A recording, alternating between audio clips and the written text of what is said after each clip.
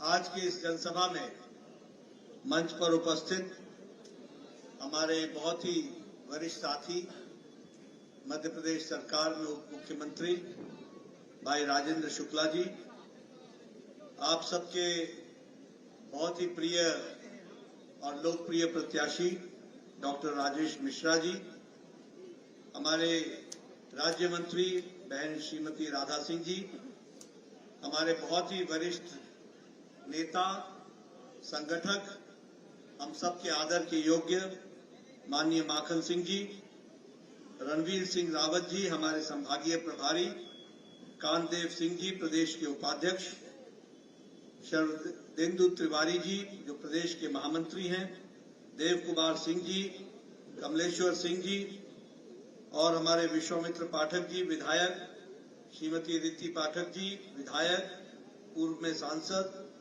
श्री कुंवर सिंह टेकाम जी हमारे विधायक, राजेश पांडे जी, प्रज्ञा त्रिपाठी जी, राम सुमिरन गुप्ता जी, के तिवारी जी, राजेंद्र मिश्राम जी, शरद कोल जी, राम निवास शाह जी, सम्मानित मंच और इतनी बड़ी संख्या में एकत्र आए देवी और सज्जनों, बड़ी संख्या में मेरी माताएं बहनें और बड़ी संख्या में युवा साथी और प्रिंट मीडिया और इलेक्ट्रॉनिक मीडिया के मेरे साथी, आज जब मैं यहां चुनाव की सभा में आया हूं तो आप सब लोगों का उत्साह देख करके मैं भी उत्साहित हूं।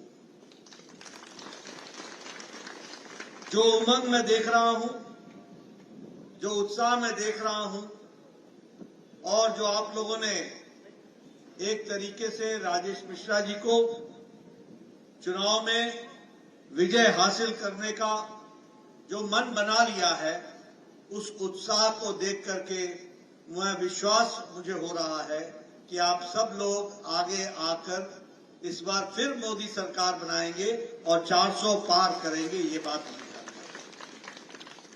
लेकिन मित्रों, जब मुझे यहां सीडी में आकर आप लोगों के दर्शन करने का मौका मिलता है तो मुझे एक बात और भी याद आती है कि ये दिल्ली में बैठे हुए परिवार के लोग, फिर चाहे माता जी हो, चाहे बेटा हो, चाहे बेटी हो, इनको क्या समझ में आएगा कि भारत का मन क्या है और भारत का मूड क्या है और भारत ने किस तरीके से मन बना लिया। मुझे याद है 4 महीने पहले मैं यहां आया था, चुनाव में रीवा में आया था और सारे मध्य प्रदेश में घूमा था। उस समय मुझे साफ दिखता था कि एमपी के मन में मोदी है और मोदी के मन में एमपी है,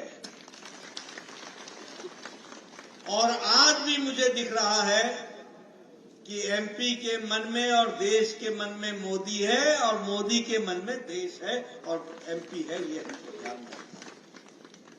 मित्रों, ये बहुत बड़ी बात है कि चाहे हम गुजरात की बात करें जहां हम 30 साल से सरकार में हैं, फिर चाहे हम मध्य प्रदेश की बात करें जहां हम 20 साल से अधिक सरकार में हैं। अभी अभी आपने हमारे विधायक जी बता रहे थे यहां के प्रत्याशी के बारे में कि वो लड़ रहे हैं लोकसभा, विधानसभा जीते नहीं, ऐसी परिस्थिति में चुनाव लड़ रहे हैं।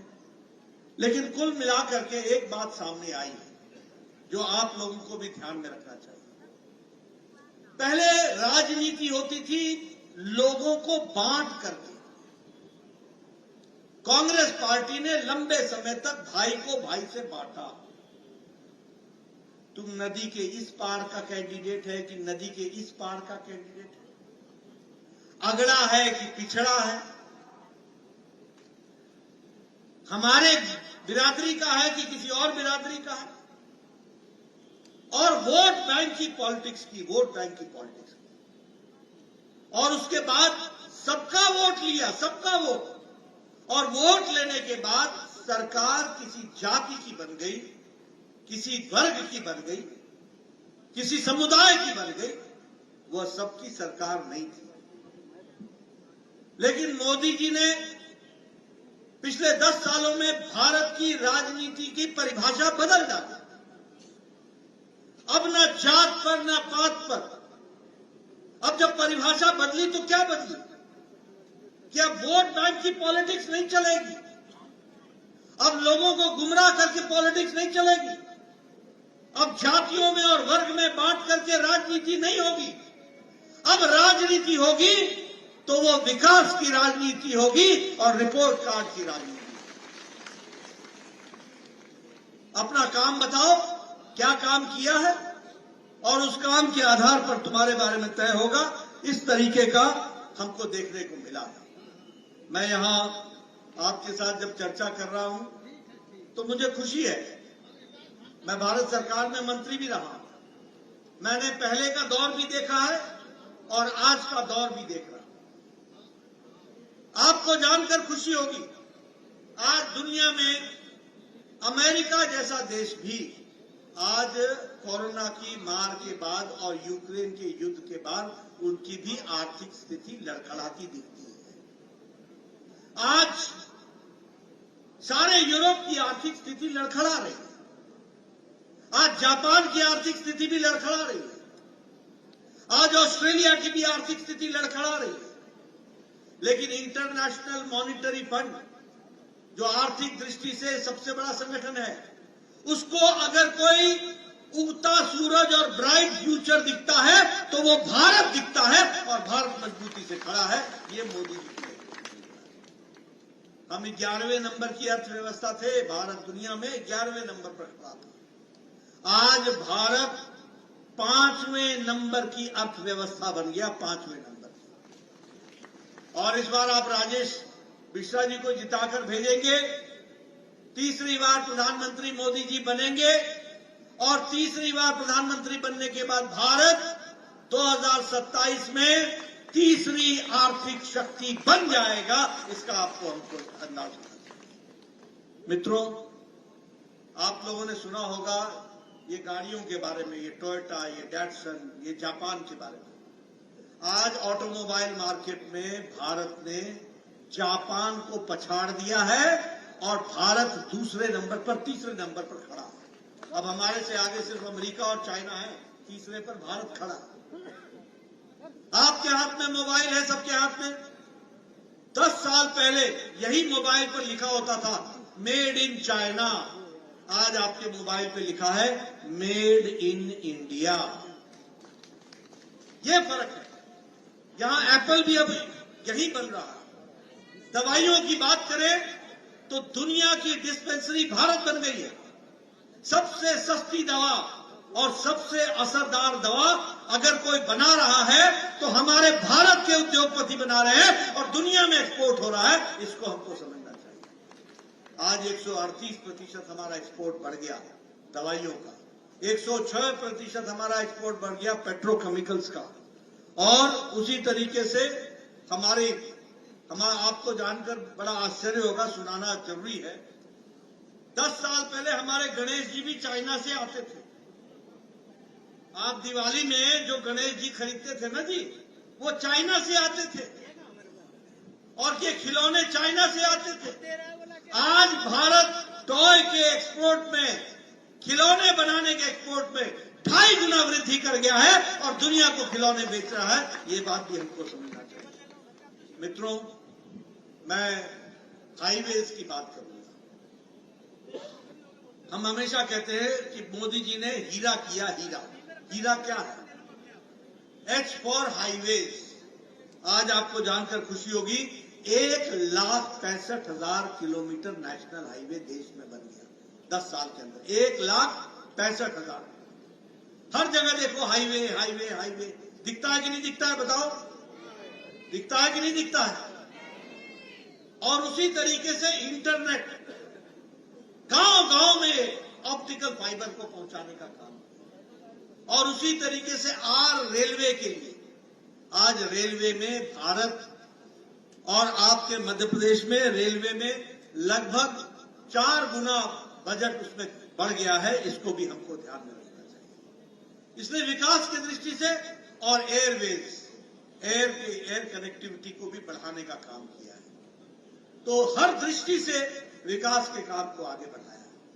एक बात मैं आपसे जरूर करना चाहूंगा, क्योंकि आपके यहां से भी नौजवान देश की रक्षा के लिए, सुरक्षा के लिए आज बॉर्डर पर आज अपने प्रहरी के रूप में खड़े हैं। आपको जानकर आश्चर्य होगा, मैं पहाड़ से आता हूं, मैं बॉर्डर से आता हूं। 10 साल पहले पाकिस्तान जब हमारे ऊपर गोली चलाता था तो आपको जानकर आश्चर्य होगा, पुंछ पे अगर गोली चलती थी तो वो रिपोर्ट करता था नगरोटा के सेंटर पर, नगरोटा रिपोर्ट करता था चंडी मंदिर में, और चंडी मंदिर रिपोर्ट करता था दिल्ली हेडक्वार्टर को, और दिल्ली हेडक्वार्टर से कमांड आता था अभी रुको, अभी रुको, अभी रुको। जब से मोदी जी प्रधानमंत्री बने हैं, आपके यहां का गया हुआ जवान जो प्रहरी है, उसको मोदी जी का आदेश है, जहां से गोली चले वहीं ढूंढ डालो और उसका जवाब दे दो। ये परिस्थिति आ गई। कभी आपने सोचा था? बताइए, आज मोदी जी के नेतृत्व में देश सुरक्षित है कि नहीं है? हमारे बॉर्डर सुरक्षित है कि नहीं है? हमारे मोर्चे सुरक्षित है कि नहीं है?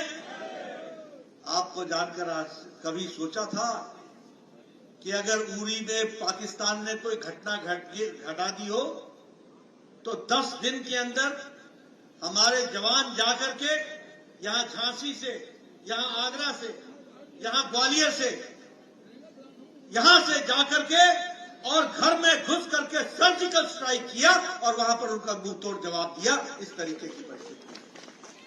अगर पुलवामा की घटना घटी तो देश के प्रधानमंत्री ने खुले मन से दुनिया को कहा, पाकिस्तान तुमने बहुत बड़ी गलती कर दी है और इसका खमियाजा तुमको भुगतना पड़ेगा। कभी सुना था किसी प्रधानमंत्री को ऐसे बोलते हुए? कभी सुना था? बोलो भैया, सुना था? 10 दिन के अंदर एयर स्ट्राइक करके पाकिस्तान के अंदर जितने भी हमारे खिलाफ चल रहे कैंप थे उनको ध्वस्त कर दिया। इस तरीके की परिस्थिति खड़ी हुई। इसलिए मित्रों, सुरक्षा की दृष्टि से देखा जाए, हर दृष्टि से देखा जाए, आज देश आगे बढ़ रहा है और इसलिए ये नारा सही है कि अब की बार 400 पार। 400 पार करेंगे ना? एनडीए पार करेगा ना? हमारी माताएं यहां बैठी हैं। मोदी जी ने पिछले 10 साल में गांव, गरीब, वंचित, पीड़ित, शोषित, दलित, युवा, महिला, किसान, सबकी चिंता की है कि नहीं की है? सबको आगे बढ़ाया कि नहीं बढ़ाया? मैं आपको किस्सा सुनाऊं। मैं 1993 में विधायक हो गया था, 1993 में। उस समय साल भर में एक पंचायत को 2 से 2.5 लाख रुपए विकास के लिए मिलता था। कितना मिलता था? 2.5 लाख, 2 लाख। आज एक एक पंचायत को 2.5 करोड़ मिल रहा है विकास की दृष्टि से। मैं जब विधायक बना था तो 90% मेरा इलाका मुझे पैदल चलना पड़ता था, सड़क नहीं थी, सड़क नहीं थी। आज बताइए, गांव गांव में पक्की सड़क प्रधानमंत्री ग्रामीण सड़क योजना में बनी है कि नहीं बनी है? बनी है कि नहीं बनी है? आज आप लोग एक शादी के समय में जब ब्याह का लगन लगता है तो एक एक दिन में 4-4 शादियां अटेंड करते हो कि नहीं करते हो? एक जगह से स्कूटर को किक मारा, दूसरे गांव में, दूसरे से तीसरे गांव में।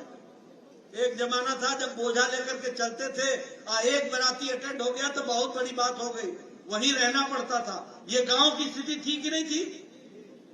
आज बदल गया गांव की नहीं बदला?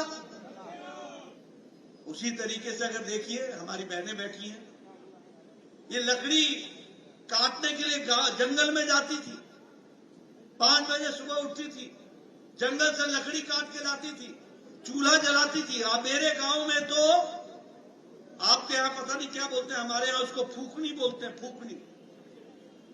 चूल्हा को फूक फूक कर चूल्हा जलाती थी और 200 सिगरेट के बराबर का धुआं अपने छाती को लेती थी। आंखों से पानी निकल जाता था, तब जाकर के चाय बनती थी। आज देखिए, टक से लाइटर जलाती हैं और गैस के चूल्हे पर 5 मिनट के अंदर चाय बना करके घर को वो देती हैं। इस तरीके का हमने देखा। ये महिला सशक्तिकरण हुआ कि नहीं हुआ?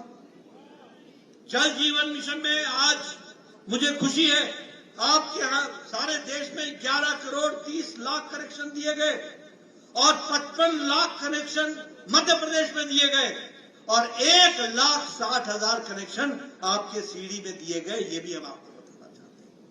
आप जल जीवन मिशन ले लो, उज्ज्वला योजना ले लो, प्रधानमंत्री आवास योजना की भी बात मैं करना चाहता हूं। देखो, बदलते भारत को समझो आप।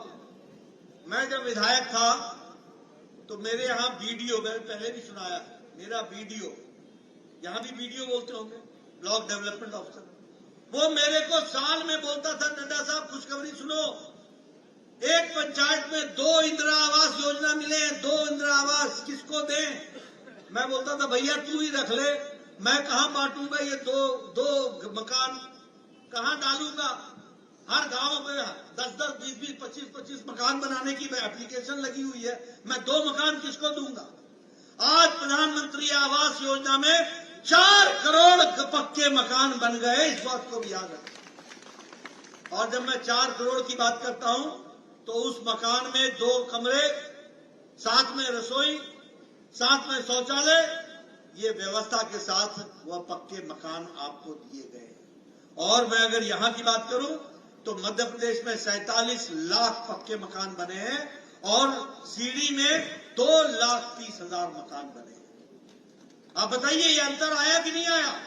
और मोदी जी ने तय किया है कि कोई भी भारत का नागरिक कच्चे मकान में नहीं रहेगा, पक्का मकान दिया जाएगा। इस व्यवस्था को लेकर उसी तरीके से आयुष्मान भारत, मित्रों, मैं सबको बार बार सुनाता हूं, मैं इसलिए सुनाता हूं कि देखो, जब तक तुमको अंधेरे का अंदाजा नहीं होगा, उजाले का महत्व समझ में नहीं आएगा। जब तक तुमको अमावस्या नहीं देखी होगी, तब तक तुमको पूर्णमासी समझ में नहीं आएगी।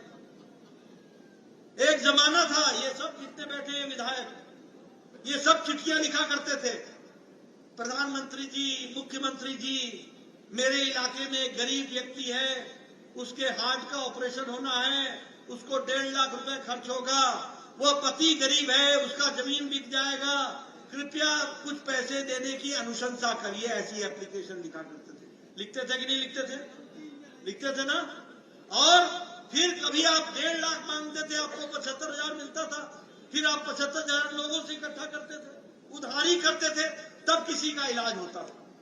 प्रधानमंत्री मोदी जी ने इस देश के 10 करोड़ 74 लाख परिवार, यानी 55 करोड़ लोग, यानी 40% की आबादी को, गरीब लोग, कौन है ये गरीब लोग?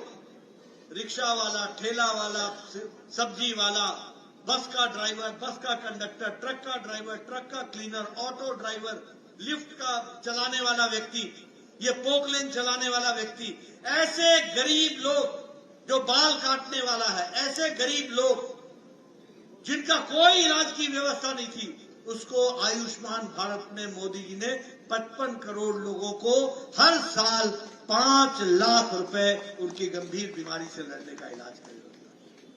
इसलिए गांव, गरीब, वंचित किसानों की बात करो, हर महीने किसानों को 2,000 रुपए मिल रहा है कि नहीं मिल रहा है? और हमारी तरफ से भी तो है ना, मध्य प्रदेश 6,000, 2,000 मोदी जी का और 2,000 मध्य प्रदेश सरकार का, मोहन यादव जी का, मिल रहा है कि नहीं मिल रहा है? यानी 12,000 रुपए किसान को हर साल, हर चौथे महीने 2-2,000। और बीच में कोई बिचौलिया नहीं है, ऊपर मोदी जी हैं, नीचे मोहन यादव है, और यहां पर सीधे आपके खाते में वो पैसा ट्रांसफर हो रहा है। इस तरीके की व्यवस्था हुई है। इसलिए, और मैं बताऊंगा आपको कि 11 करोड़ 78 लाख किसान हैं और मध्य प्रदेश के 80 लाख किसान हैं जिनको ये मिला है, और इस तरीके से विकास हो रहा है। जब मैं ये बोलता हूं कि मोदी के मन में एमपी और एमपी के मन में मोदी है, तो सिर्फ भाषण नहीं दे रहा। आपको जानकर खुशी होगी, राजेंद्र जी बैठे हैं, शुक्ला जी को मालूम है कि आज मध्य प्रदेश का बजट मोदी जी ने टैक्स के डिवोल्यूशन का 4 गुना बढ़ा दिया है, 4 गुना ज्यादा मध्य प्रदेश को मिल रहा है। और उसी तरीके से ग्रांट इन एड, जो आपको ग्रांट मिलती है मदद के रूप में, वह भी 4 गुना बढ़ा दिया गया है।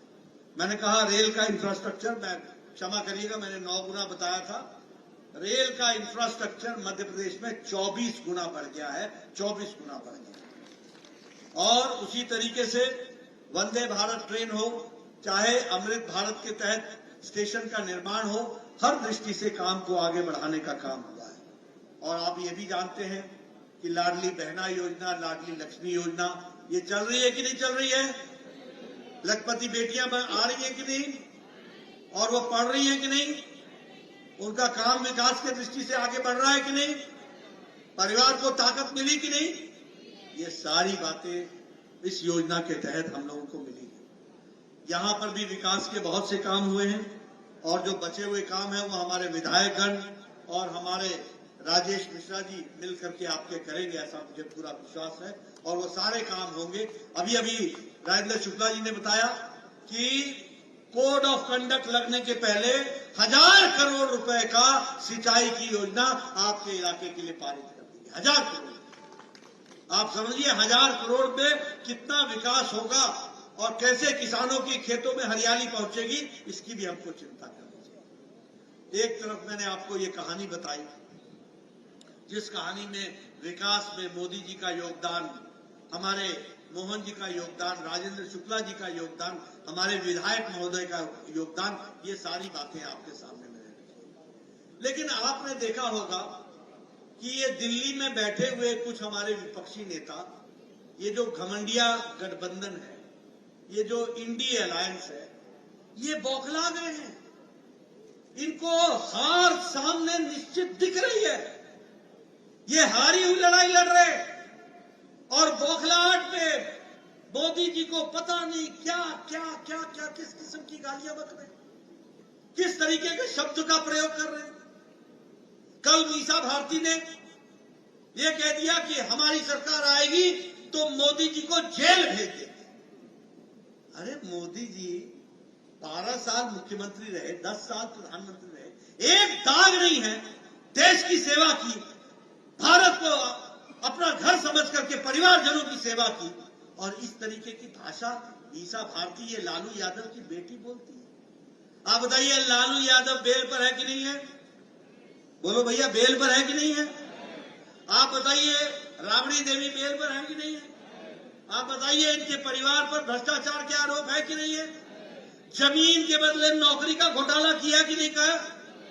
मवेशी का चारा खा गए कि नहीं खा गए? ऐसे लोग इस तरीके की भाषा बोले ऐसी भाषा मंजूर है क्या? सारा देश मोदी जी के साथ खड़ा है ना? सारा देश मोदी जी के साथ खड़ा है।